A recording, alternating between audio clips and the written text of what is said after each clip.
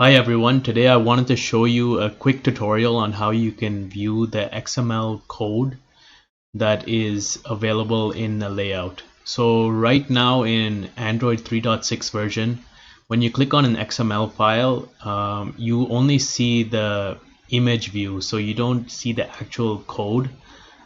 Before there used to be a button in older versions of Android Studio where right around here where you can click the button to switch between an XML code and viewing just the layout. So in order to see it now in the newer versions, they actually moved the button over here, where if this one is for the design view, and there's a split view and code view. So if you wanted to see the code, you can just click this button and then you can see this code and you can update it.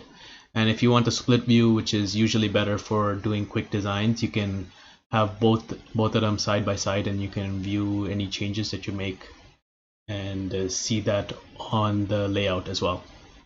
I hope this helps a lot of people that are having this issue, and please subscribe to this channel if you have to watch more tutorials on other things related to Android Studio technology and things like that.